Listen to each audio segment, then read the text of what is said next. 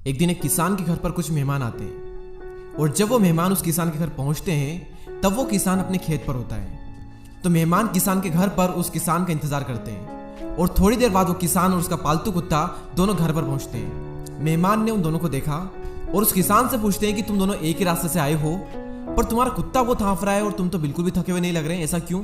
तभी वो किसान उन्हें बताता है कि हम दोनों एक ही रास्ते से तो आए हैं, लेकिन मैं सीधा घर पर आया हूँ। लेकिन इस कुत्ते को अगर रास्ते में कोई दूसरा कुत्ता मिल जाता था तो ये पहले उसके पीछे भागता, फिर मेरे पास आता, फिर और कोई कुत्ता मिलता तो उसके पीछे भागता, फिर मेरे पास में आता, और पूरे रास्ते में ये यही करता रहा, इसलिए इतना ज्यादा थका हुआ लग रहा है। देखिए, कहानी इतनी इंटरेस्टिंग नहीं लगी होगी आपको, लेकिन इसकी जो सीख है ना वो बहुत बड़ी है। आप में से कई सारे ऐसे लोग हैं जिनके सपने बहुत बड़े हैं, तो इस मंजिल के सफर में जिस तरह उस कुत्ते को कई सारे कुत्ते मिल रहे थे, उसी तरह आपको भी कुत्तों की तरह लोग मिलेंगे जो आप पर भौंकेंगे भी।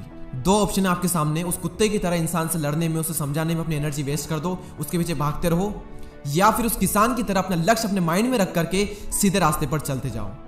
जो कुत्ते भौंक रहे थे ना आप पर, वो वहीं के वहीं रह जाएंगे और आप आगे निकल जाओगे, और कुछ टाइम बाद उनकी आवाज भी आना आपको बंद हो जाएगी। ये थी पहली कहानी। अब मैं आपको दूसरी कहानी सुनाता हूँ, बहुत इंटरेस्टिंग है, शायद आप में से कई लोगों ने पहले सुन भी रखी होगी।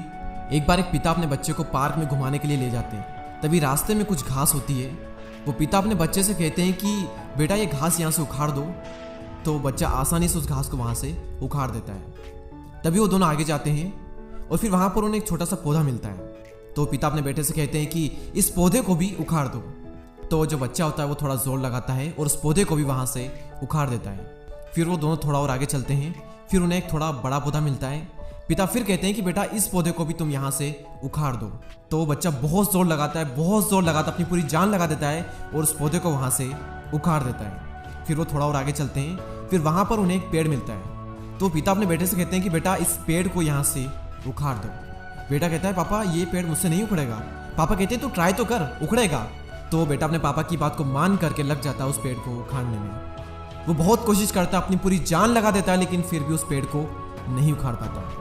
तब वो अपने पापा से कहता है पापा ये पेड़ मुझसे नहीं उखड़ रहा। तभी उसके पापा कहते हैं बेटा कोई बात नहीं, लेकिन यहाँ पर तुम्हारी आने वाली जिंदगी के लिए एक बहुत बड़ा सबक है। जैसे जैसे तुम्हारी उम्र बढ़ती जाएगी तुम कई सारी आदतों का शिकार हो सकते हो, और तुम्हारी बुरी आदतें भी शुरुआत में उस घास की तरह होगी, लेकिन टाइम के साथ में वो उस छोटे पौधे की तरह बन जाएगी, फिर बड़े पौधे की तरह, और फिर उस पेड़ की तरह। उन बुरी आदतों को अगर टाइम के साथ में नहीं उखाड़ा गया तो एक टाइम पर वो ऐसा रूप ले लेगी कि आप चाह कर भी अपने अंदर से उन आदतों को नहीं मिटा सकोगे।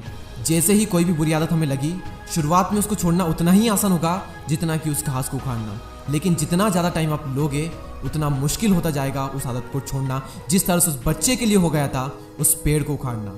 आदतें ही इंसान का भविष्य बनाती भी है और आदतें ही इंसान का भविष्य बिगाड़ती भी है। इससे पहले कि आपकी आदतें आपको कंट्रोल करें, आप अपनी आदतों को कंट्रोल करें।